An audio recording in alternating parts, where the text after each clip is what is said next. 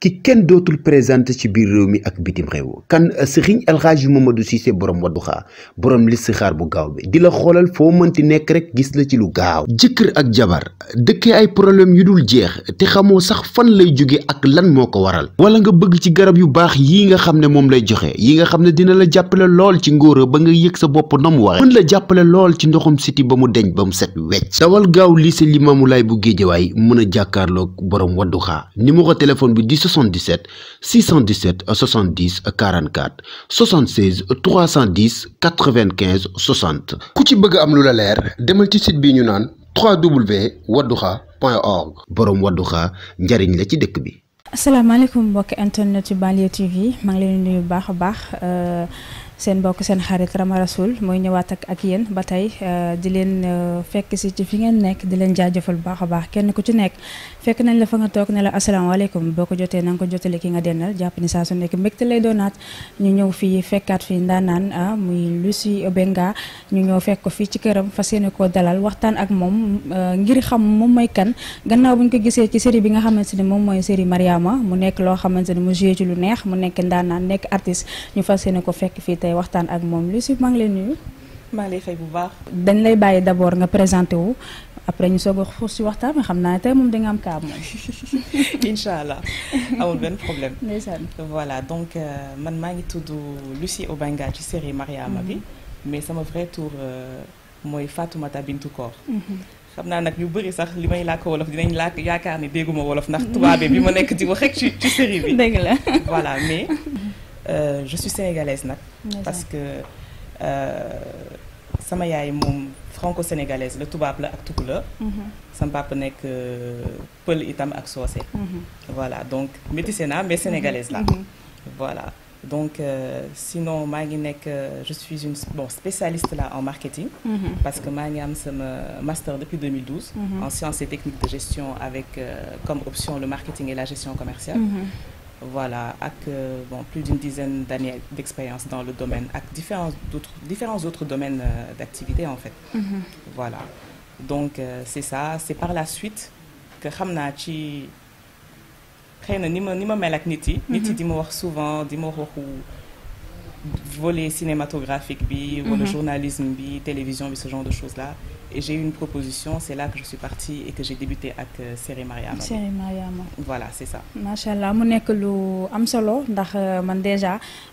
tubaab bi nga wax ni nekk ko sax bett na ma lool ndax pour man tubaarkàlla mais gis nañu ba tey métis nga war naa mën a nekk bis boo nekkee di théâtre war naa mën a nekk bis boo nekkee di liggéey ustam war naa mën a nekk et puis tubaarkàlla sama xarit bi da ngaa jong ma lool macha allah Lucie Obenga macha allah kon Fatoumata. mën naa wax Bintou Rasoul. waaw benn la waaw ba tey Fatoumata Bintou Rasoul loolu la doomu yonente bi nag doomu Seydina Muhammad alayhi salaatu wa salaam nga toog ki ñuy wax Rama Rasoul kon lépp benn la. defe naa ni kon dafay daal di neex rek tubaarkàlla. macha allah ñu bëggoon a xam comme nee nga ci milieu maanaam artiste bi nga doon. bis bu fekkee da ngaa weesu ci sa liggéey professionnel mais artiste nga parce que ñu bari defe naa ci artiste bi lañ la gisee ñu bëggoon a xam lan moo la dugal ci théâtre. voilà man en fait c'est vrai que suñu xoolee sax. ci volet télévision bi cinématographique bi man waroon naa ci peut-être sax xëy na commencer bu yàgg parce que on va dire que sama papa nekk na koo xamante ne ku ñu ràññee woon la quand même ci milieu télévision parce que def na plus d'une quarantaine d'années ci télévision RTS bi. kan mooy sa papa. bàyyi rek ma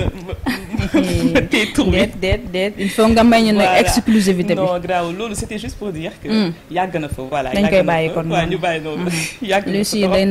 nëbbatu yàgg na fa trop. léegi après mu nekk en même temps réalisateur tamit parce que dañoo réaliser ba léegi nii réalisateur spot publicitaire la doon def. donc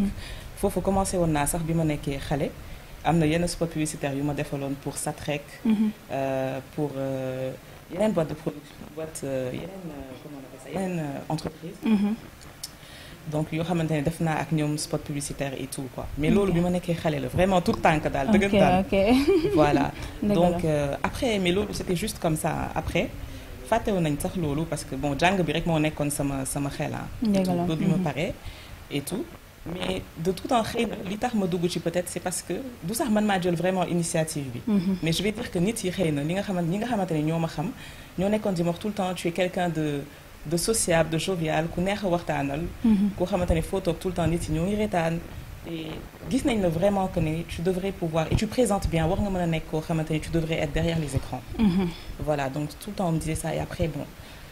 ñu boole ma ak si lañ ma boole ak producteur bi Djibi que je salue au passage. D'ailleurs j'ai même oublié je devais commencer par ça je salue toute la team Mariama. C'est très important. Donc ci lañ ma boole ak moom ñu waxtaan et mu nekk koo xamante ne wax dëgg yàlla je n'ai jamais regretté bon je n'ai pas regretté vraiment d'avoir travaillé avec lui parce que c'est un producteur boo xam ne quand je l'ai rencontré j'ai trouvé vraiment une personne vraiment bien. ku am diine. et ku gëm boppam gëm lu muy def. Donc moi j'ai apprécié ça et su ma waxee diine rek yaakaar naa wax naa lépp. parce que ku am diine dëgg je pense que soo toogee wax ak moom mu lay proposer projet dina la leer ne que projet bi mu la nar a proposer lu taggu ci ay charte lay doon. te quand je suis rentrée dans Mariama gis naa ne que proposer wu ma rôle boo xamante ne c'était un rôle boo xamante ne xaw na doy waar daal. nekk na rôle bu normal loolu neex ma loolu moo ma gën a incité sax d'ailleurs ma dugg ci. et tout parce que dama bëgg lu jub daal lu tagu ci yoon. macha allah waaw def lu jub def lu kii dafa am solo gannaaw ba nga nekkee artiste nga war a mën a def loo xamante ne ëllëg say njaboot buñ ko gisee war nañoo xam ni kat sama yaay moo fi joué lii waaye amul xas. macha allah defe naa ne loolu message la boo xamante ne war nañ ko jàllale saa su nekk ndax ni ku nekk war nga mën a def loo xamante ni ëllëg bu ko say mbokk gisee wala say doom di doon xas ci yow macha allah mais ñu gis ni tey ba tey ci téléfilm bi la ñuy desaat ba tey rek depuis bi nga ci duggee ba tey lan moo la gën a neex ci film bi. C'est peut-être nit yi nga xamante ne ñoom laa rencontré ci biir Mariama. Parce que je pense que après Mariama c'est devenu benn famille. Voilà c'est devenu une famille très soudée parce que peut-être que au début ñu ñëpp ñu ñëw ci série bi xamante wuñu woon. mais on a tissé des rapports on a eu des rapports tellement très forts. ba tax tey am na ñu bëri ñoo xamante nañu on a d'excellents rapports bien déggante bien toog di wootante xam nga am nañu relation daal boo xamante ne c'est vraiment bien et mënoon na ñàkk parce que mënoon nañu ne on se limite au volet professionnel dañuy liggéey pare génn on s'entend une fois en passant jeex na mais dañuy déggante vraiment di sutante xalaat di waxtaan di gisee ak affaire noonu et tout et loolu c'est quelque chose boo xamante ne man j'ai apprécié ça parce que volet familial boobu man ça m'a touché personnellement voilà ça m'a vraiment touché et chaque fois quand tu vas booy dem tournage doo am impression que da ngay dem pour dem tourner. Tu as l'impression que tu vas pour retrouver ta famille, tu vas pour retrouver tes amis et man c'est avec un grand plaisir su may dem. moo tax là le fait que nekk en pause même nekk na xaw lu ma xaw a tuuti mais bon. waaw Mariama nekk loo xamante ni série bu am solo la macha allah man plus particulièrement dama ko doon suivre amul lenn loo xamante ni rëcc na ma ci mu nekkoon série bu ma neex lool yow tamit nga ci doon incarner sur rôle bandi maanaam bandi laa ko mën a waxee parce que juboo woon ci série bi de juboo woon parce que yaa ngi doon ànd ak chef de bande bi ba mu naroon rey sa papa mais finalement yow yaa ko sauvé affaire yooyu noonu mais rôle boobu naka la lay def parce que gis nañ ni rôle boobu ci pour que nga am ci ay soppi itam du yomb de parce que dafa xaw a doy waar. Oui mais bon li ma ci neex déjà c'est ki nga xamante ne moom ci biir moom moo incarné sama papa. parce que je pense que ci ni ñu ko xamee tonton Thierno Diallo muy monsieur Obenga nekk na koo xamante ne c'est une personne man que je respecte énormément et que je pense que tamit public sénégalais bi et peut-être du monde entier nekk na koo xamante ne ku ñu naw la. parce que c'est vraiment une icône dans le cinéma en fait. Voilà nekk na koo xamante ne man dès qu'on m'a dit déjà que j'allais incarner sa fille c'est-à-dire que appréhension xëy na yu ma mënoon am yëpp a wàcc. parce que je me suis dit nekk na koo xamante ne ci cinéma pour man référence la en fait. parce que tey kenn du ko woo ci rôle bu ñàkk fayda. dañ koy wax rek te dee looloo am. donc tey jouer ak ku mel noonu nekk na royukaay boo xamante ne c'est une satisfaction pour moi. donc rôle bandi bi nag bon pour revenir à ça c'est que rôle bandi bi bon c'était juste que bon en fait xëy na cinéma bi moo ko laajte woon. c'est tout. et bon tamit kan mooy gis tamit sa papa di ko rey. déedéet wax dëgg yàlla kañ du tamit ku ko bàyyi woon mu xalaat ne dëgg-dëgg mën naa rey sama papa tamit. moo tax ma bàyyi ko ci biir rek. non man attends man bi ma koy njëkk a seetaan dama yaakaar da nga cee ànd de ma ne waa kii moom bon na de. affaire yooyu dëgg la de ndax mais après bi ma xoolee voilà dëgg la bi ma ndax xoolee gis mën naa na ne dugal yenn saa yi ci lu ne. loolu dëgg la nag mais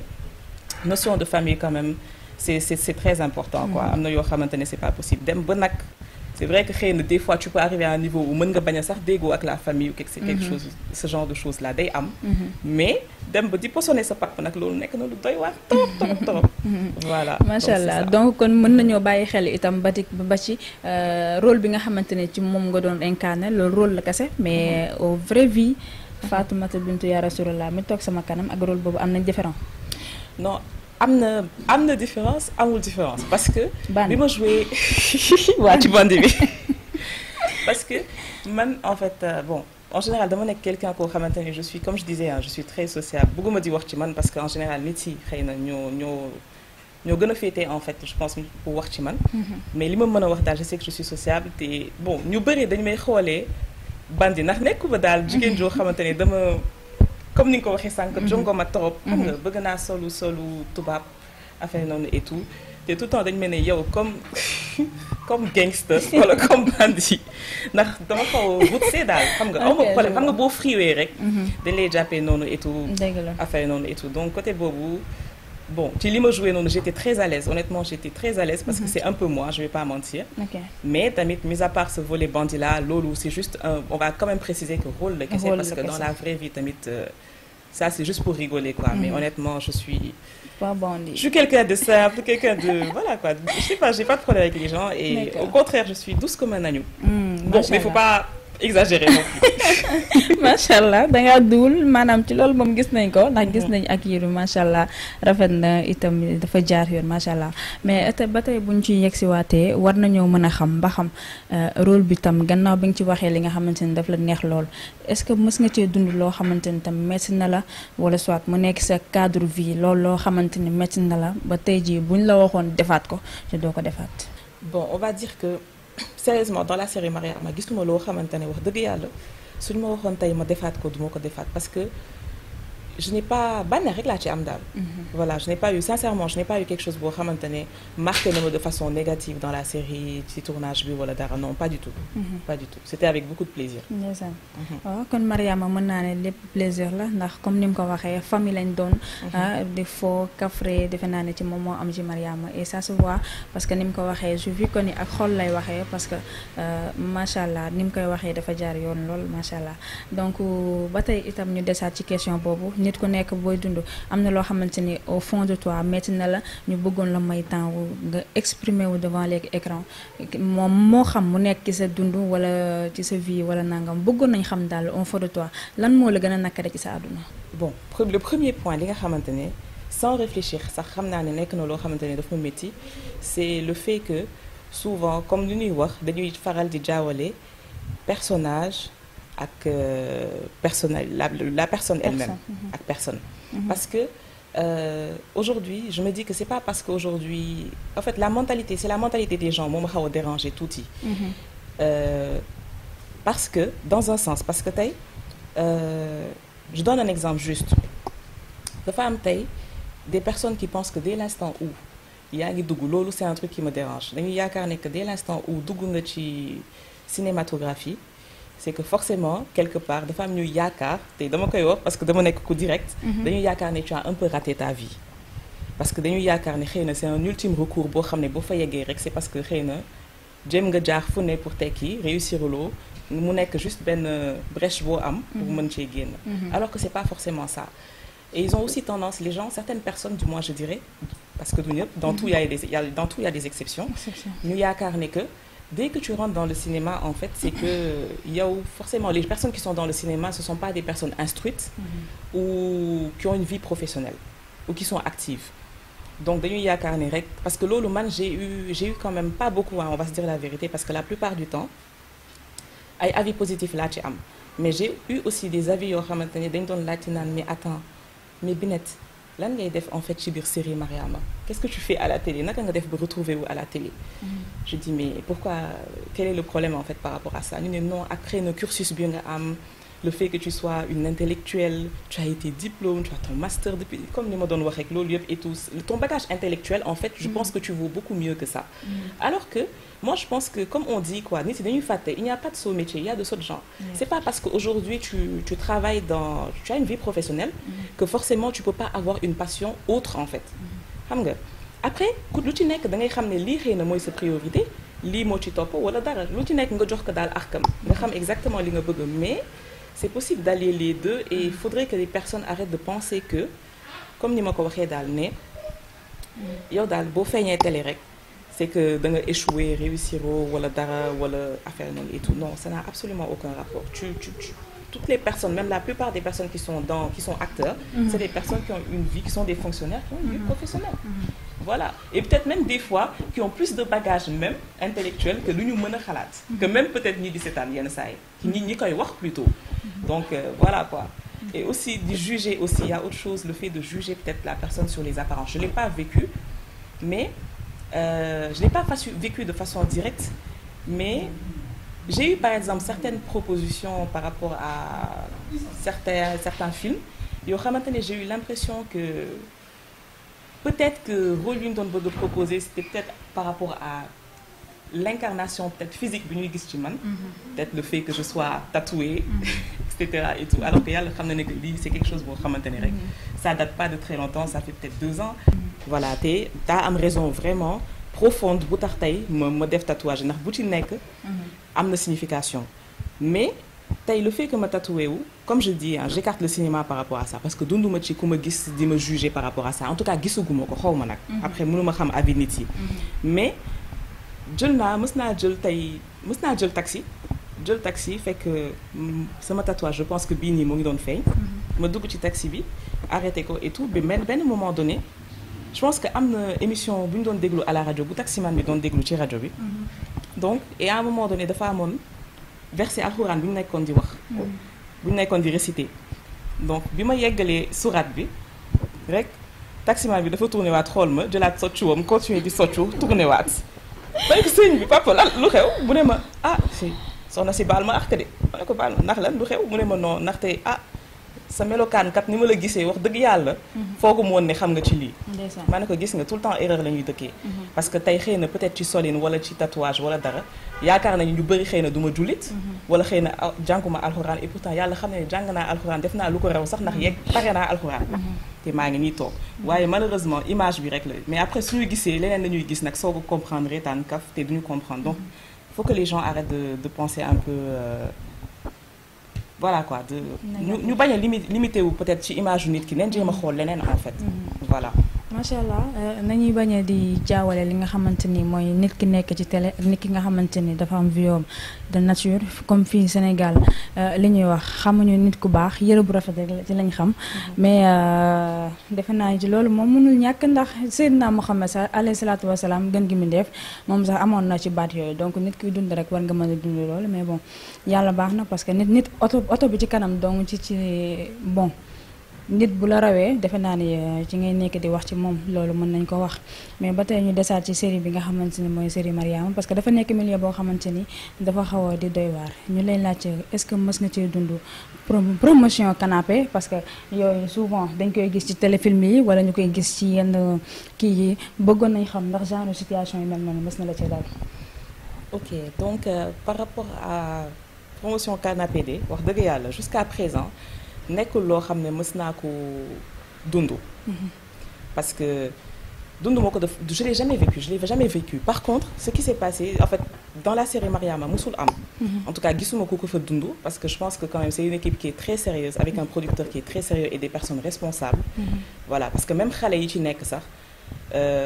des personnes waxuma sax parce que ay mag yu responsable ñoo fa nekk parce que am na ay mag am na ay xale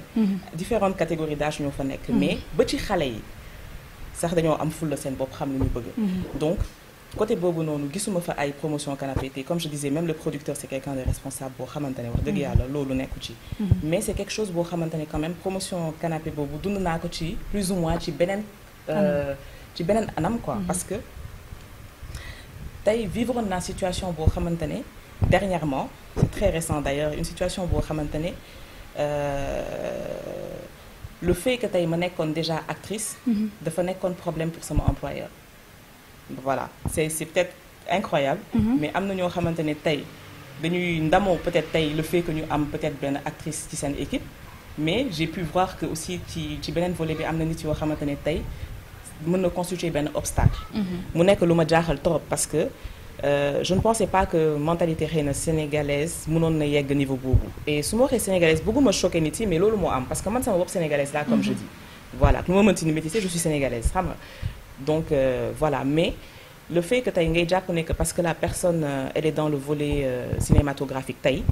sa entreprise tu as l'impression peut-être que mën na ternir sa image je me dis que c'est quand même péjoratif quoi parce que tey du ñëpp ñuy jouer rôle dans le cinéma ñoo nekk ay nit yu bon wala ñoo war a mën a jouer ay rôle yu xaw a salté wala yu xaw a doy waar c'est pas ça parce que fu rôle bu set am su fu rôle bu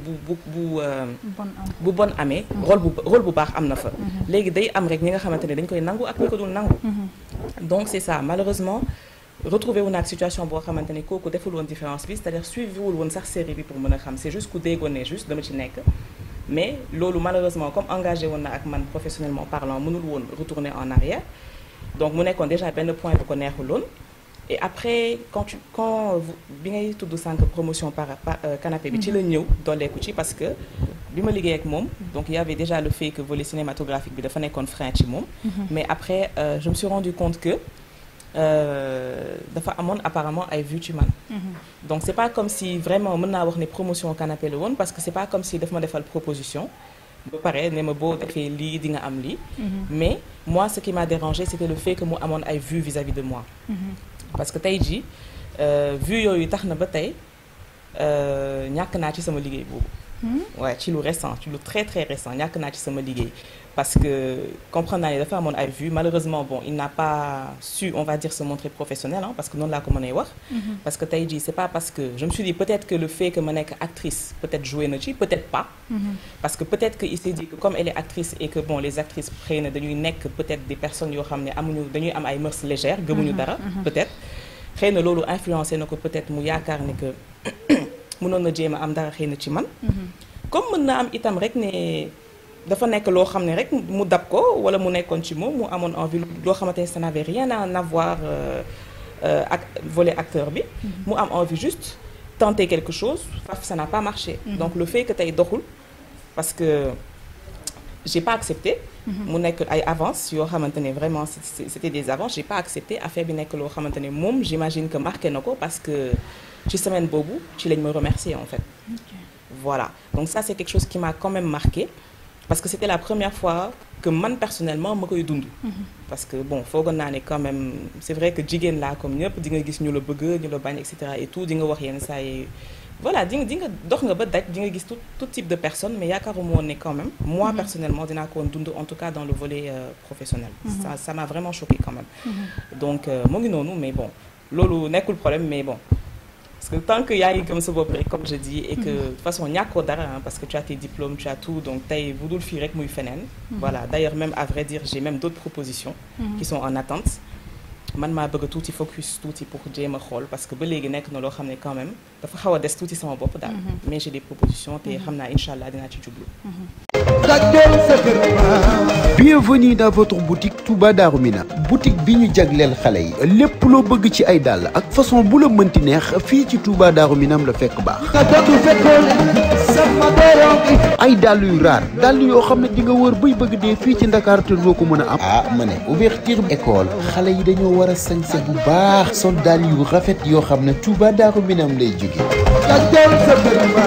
Touba Darou Minam moo fiy jaay dàllu xale yu rafet de kon nag yéen ñi nga xam ne yéenay titeewu xale yi daw si leen gaaw Pikine centre commercial Touba marché Zeng en face garage Kalando kanting numéro 10 di nga fa fekk waaju baax ñu naan ko Modou Lo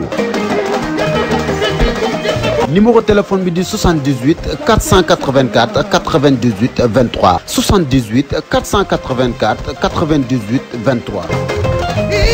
Touba Darou Minam la maison des chaussures de bonne qualité. incha allah di nga ci jublu mu nekk loo xamante ni man plus particulièrement ça m'a touché parce que bu ñu demee ba aar di yàq liggéeyu jàmbur loolu defe naa ne am na loo xamante ni métti nañu trop mu mel ni kon dugg ci aar bi nga xamante ni dugg nga ci kon ci moom moo waral li nga xamante ni mooy nga ñàkk sa liggéey mën nañoo jàpp loolu. effectivement ouais. C'est exactement ça loolu la quoi. Franchement su ma ciy wax sax daf may xaw a ça me met dans un état de truc parce que comme je dis nekk na lu récent parce que ça date juste de cette semaine là. À vrai dire semaine bii nii te daf ma jaaxal quoi parce que nit da nga war a professionnel en fait. Tu dois être professionnel tey jii c'est pas parce que dem naa ba man je suis tellement ouvert d'esprit que je me dis que tey waxuma sax ne employeur ça ne se fait pas en fait parce que on ne mélange pas les moutons et les chèvres en fait. xam nga mais ba léegi su ma estimer rek que nit kii employeur bi góor la je me dis que ni mu nekkee góor sax j'accorde le bénéfice du doute parce que je me dis mën na am ay intention wala mën na bëgg nit on est d'accord bu dee bëgg la bien sûr bu dee loolu la parce que ça dépend des intentions mais ak lu mu mënti doon tey c'est pas parce que nit ki tey daf la ne benn non que forcément tey war nga profiter ci situation boobu pour dàqalu ko en fait parce que tey jii tant que la personne estime nañ que nit ki moo ngi def liggéeyam ni mu ko waree je me dis que c'est pas logique en fait c'est pas bien en fait c'est pas bien parce que man ñëw mu woon dama ñëw pour liggéey dama ñëw pour daan sama doole je suis pas venue pour autre chose donc mu ngi noonu nit yi il y a des gens qui savent pas faire la part des choses et c'est très dommage. ok d'accord ba tey mën nañoo comprendre loolu mais ba tey man dama bëggoon xam ba xam téléfilm bi nga xamante ni da nga ko doon def nekk na loo xamante ni daf la ñu yàq sa liggéeyukaay wala ci jot bi nga xamante ni amoon nga ko maanaam bu njëkk ba nga xamante ni amaana da nga daan liggéey sa liggéey normal ndax ci téléfilm bi daf la doon yàqal de telle sorte que ba mu war a mën a indi sa problème. non justement parce que tey su waroon yàqal je pense que su waroon si su dee en fait waroon na yàqal Yes Dakar la waroon yàqal peut-être parce que man comme je dis dama nekk nit ku juste quoi dama nekk nit ku juste ku honnête koo xamante ne je pense que ñi ma xam lépp ci loolu lañ ma xamee bugguma tooñ nit dama nekk ku jub daal te gëm loolu donc li damay wax tout le temps genre li nga xamante ne moom laa bañ nit je ne fais pas à autrui ce que tu ne voudrais pas qu'on te fasse li nga xamante ne du ma ko def nit tey bugguma ku ma ko def donc et dans ma vie de tous les jours noonu laay fonctionner donc tey si je me dis que j'ai un contrat tey ak une structure qui dit que tey dama war a liggéey de telle heure à telle heure dama koy respecter mais su ma waxee itam ni que su ma wàccee disponible naa tey pour Yes Dakar dama koy respecter itam voilà mais tey Yes Dakar ne s'est pas plaint c'est vrai que ça n'a jamais eu lieu parce que ku ci nekk jox naa ko comme je disais gëddam jox naa ko arkam def naa li ma waroon a def mais je veux dire bu dee côté boobu rek pour être honnête il y a eu un jour boo xamante ne waroon naa tourner heureusement que ça a été reporté tournage bi ça a été reporté parce que c'était prévu à une heure boo xamante ne normalement wàccoon naa liggéey mais où sama employeur xëy na moment boobu da doon choisir heure yooyu noonu peut-être pour mën a def ay réunions donc ça ne m'arrangeait pas et tout mais heureusement que dafa fekkoon ne moment boobu noonu on a annulé à la dernière minute mais tey su nekkoon tey comment on appelle ça si on n'avait pas annulé man dinaa woon lésé ou bien Yes Dakar wala fële parce que dinaa woon wax Yes Dakar xëy na non mënuma ñëw ndax dama am contretemps ou bien dinaa woon wax entreprise bi ah je suis désolée je vais quitter parce que j'ai d'autres engagements te si sama jugte j'aurais même lésé entreprise bi parce que mooy yoon parce que pare naa wàcc naa li may doxi leneen yeneen engagement yi feneen la sama heure ak yow def naa ko bu mu mat jeex na dama war a jàll ci leneen donc c'est ça donc ça n'a jamais été question de ça je pense que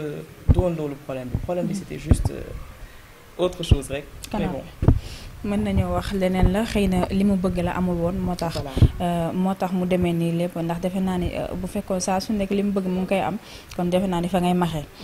loolu am na mais yàlla baax na yàlla xëy na dina indiwaat leneen lu gën a kawe loolu parce que suñu borom lépp lu mu def rek am na lu tax deful dara ci neen lépp loo xamante ni dogal na ko ci yow rek ala li àll di nga ci jaar mais tey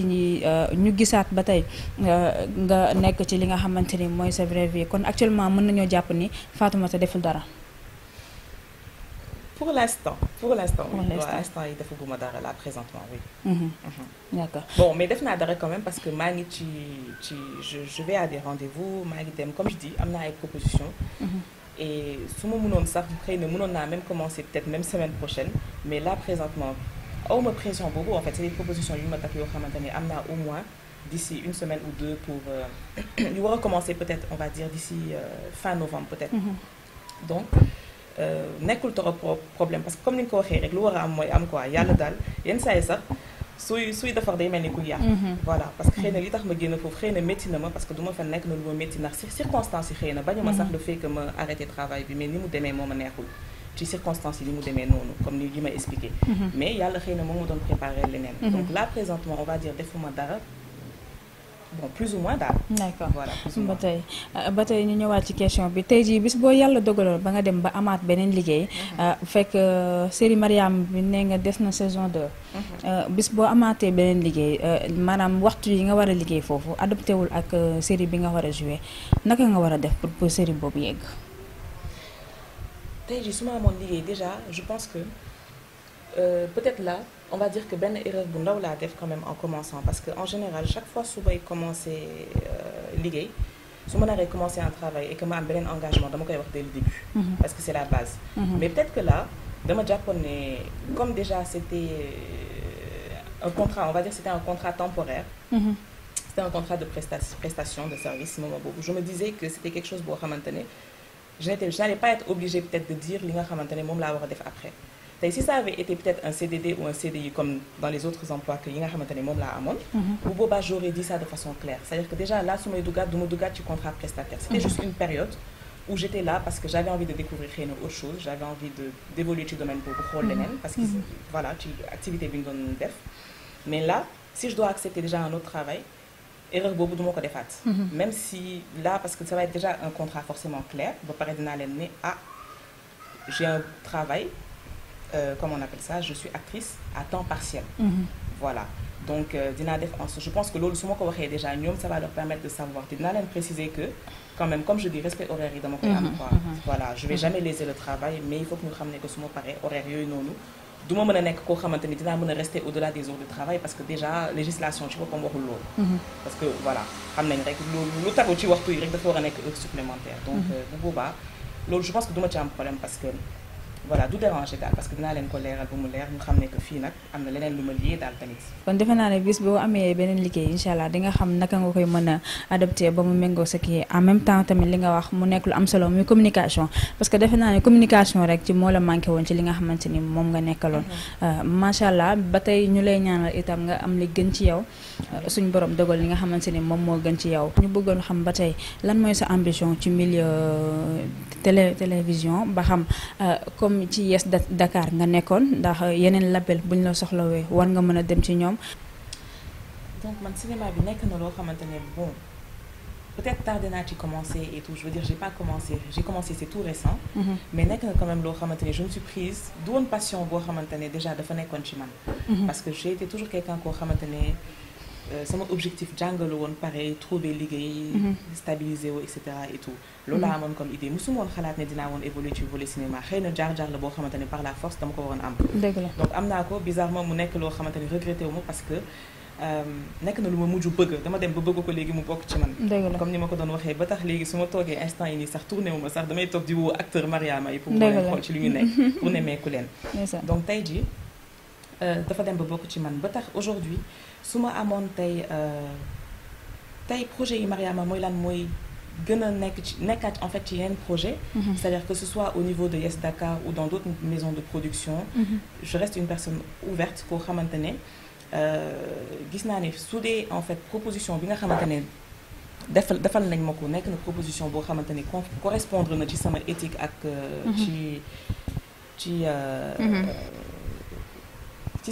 ci éthique ak déontologie daal en fait bu boobaa dinaa ci jublu donc tey man je suis ouverte à toute proposition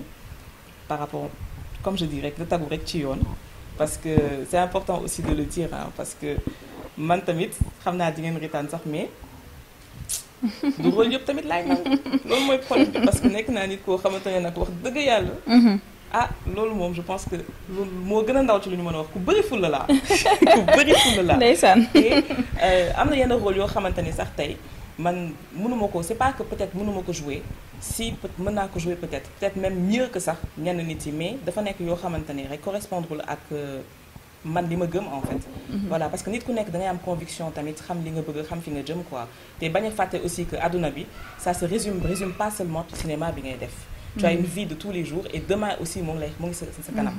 Donc tey looy jublu surtout boo nekkee jigéen na nekk en fait lu rafet quoi. Ne te dis pas que tey dinaa ci dugg parce que en fait c'est le cinéma qui le demande d'accord fii xam nañ ñëpp que ne que lii rôle la. C'est un rôle, c'est le cinéma, tu le fais. Mais il y a des gens, comme les spectateurs, certains spectateurs, ils veulent gis la ñuy gis. Voilà, donc nous devons me comprendre, même si au fond, nous savons que le cinéma, mais nous devons correspondre à l'éthique au Sénégal, nous devons nous dîner avec les. Donc du coup, man de ce fait, man, tay amna rôle yo xamantene nangu mako tay duma ko en fait du nek lo xamné dina ko nangu jouer quoi nak lolu ba paré budul lolu kessé yaa comme je dis quoi nit da ngay sóoraale ëllëg quoi. te dama gëm trop am yu ma gëm yoo xamante ne jàpp naa ne wax dëgg yàlla bu dee daal. pour maison de production yi bu dee ci rôle yu xaw a demee ci côté boobu la moom xam naa ne dina xaw a compliqué trop ci man pour ma def ko parce que du ma wàcc samay principe daal ci voilà macha allah comme ni nga ko waxee jigéen ful la ndax du dugg rek ndey ak baay waaye ful ak fay la borom te jigéen dafa am caractère boo xamante ni ci moom nga war a am ba ku la gis respecté la mais bëgg naa xam ne marié ou célibataire.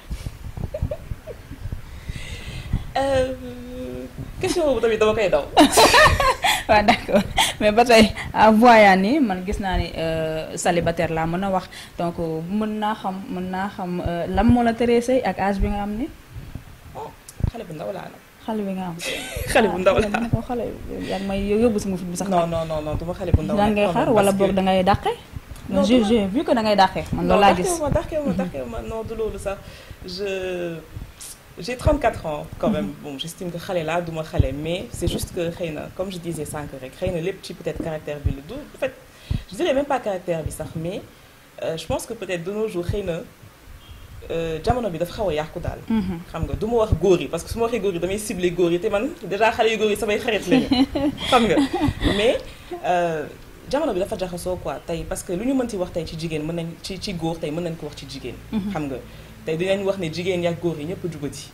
su lees ku mu bëgg ku mu neex en fait tey nga am envie jubati di ngay jubati. donc du coup tey man am na jikko yoo xamante ne en fait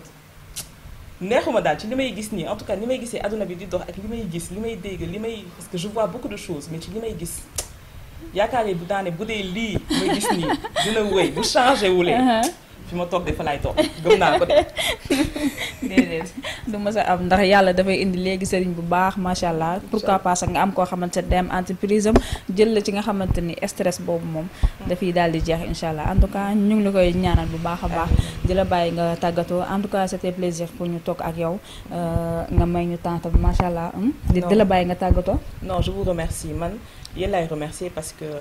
aujourd'hui le fait que yéen nit bu jógee këram kese ñëw ba sa kër déjà seet si la waxuma la sax seet si mais ñëw pour naan da lay interviewer. wax dëgg yàlla c'est moi qui dois vous remercier quoi parce que c'est vous qui avez fait le déplacement yéen yaa leen retrouver vraiment un intérêt envers ma personne pour ñëw ba sama kër seet si ma interviewer ma man dama ci kontaan. voilà donc tey bu dee remerciement daal man maa leen di gërëm di leen sant. voilà donc je vous remercie tous et voilà j'espère aussi que dinaa continuer di nekk actrice boo xamante ne di ngeen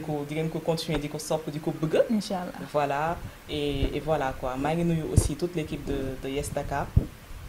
que ce soit Djibi et tous les acteurs. bëgguma lim sax. mais je vais dire tous les acteurs mais quand même il faut quand même ma lim ñetti personnes yoo xamante ne ñoo ma gën a sonal ci biir Yes Dakar. muy Assane Gueye. Assane Gueye sonal na ma. voilà sama waay la nag dama koy tooñ mais Assane c'est quelqu'un de très très très bien. voilà c'est quelqu'un qui est toujours là pour donner des conseils et en plus qui sait donner les bons conseils c'est quelqu'un qui t'assiste et quelqu'un qui t'encourage te nit ku nekk soxla nga tey koo xamante ne dina nekk si ginnaaw di la taxawu di la encourager. voilà donc c'est quelqu'un aussi qui a beaucoup d'expérience donc kooku je le remercie énormément il y a aussi la deuxième personne c'est Tam Pro, notre coiffeur par excellence. Lui, il se trouve que yàlla dafa def ne Yes Dakar moo ñu boole. mais bu ñu gisante max moom le courant est passé ci voilà premier jour tournage bi. yàlla def il a fallu que ñu nekk ci suñu fin de saison pour rendre compte que ñoo bokkoon même anniversaire. même jour même mois même année mu nekk sama sœur sama jumeau donc ma xam ne rek yàllaa ko tuddoon. ndaxte ñu déggoo ba faf gis ne loolu am na ñu gën a nekk ci ay waay. voilà et dernière personne bi moom. mooy Lay Sakho. Lay Sakho plus connu sous le nom de Monsieur Silla. Monsieur Silla moom sonal na Monsieur Silla moom kooku moom. mënuma sax wax ci moom Monsieur Silla du yambar de lakkale na mais sama gaañ la vraiment nekk nañ koo xamante ne ku ma jàppale itam et tout et voilà quoi mais c'est pas parce que dama lim que ñeneen ñi comme je disais bëgguma sax di lim mais c'est juste les personnes yi nga xamante ne xëy na ñoom laay gën a dégg mais ku ci nekk ci ñoom am naa relation particulière ak ku ci nekk ci ñoom parce que ñoom ñëpp am nañu place bu en fait bu am importance ci man. voilà c'est juste que dama lim loolu pour lim mais bon voilà je les respecte tous je les apprécie tous je les aime tous. et je remercie aussi les spectateurs vraiment te di leen baalu ak bu dee parce que je ne sais pas vous voyez je suis juste derrière l'écran xëy na dinaa tourner mais peut-être am na ñoo xamante ne peut-être def naa ay erreurs je n'en sais rien. xëy na def naa loo xamante ne ñoom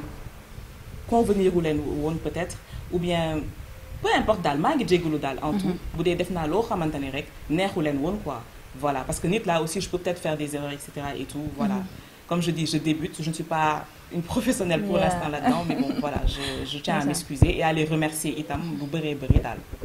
Voilà, c'est ça. macha allah en tout cas li duuf ci nag li lépp xajal ci cin li. it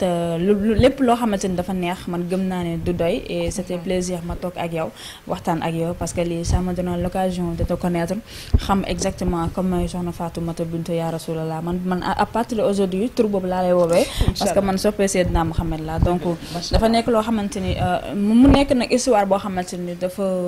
man ça m'a touché franchement ça m'a touché au fond de moi parce que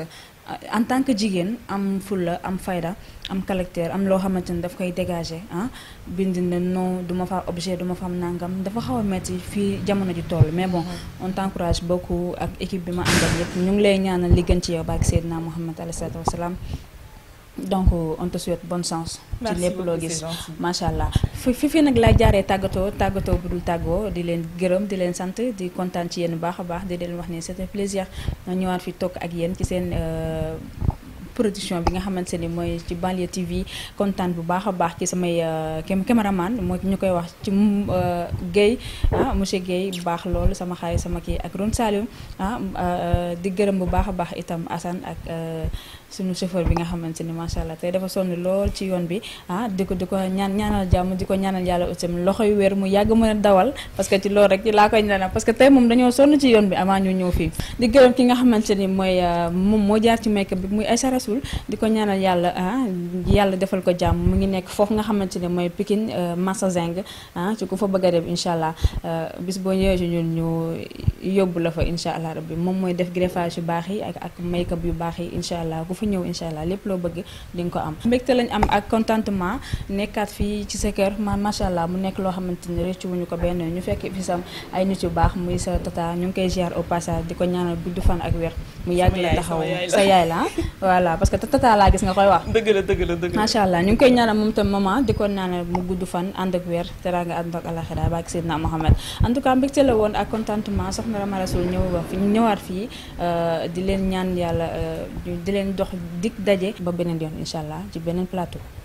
jaa ngeen jëf yéen ñi abonné Banlieue Production bul fàtte cloche bi suuf pour jot notification bu la vidéo bi neexee ba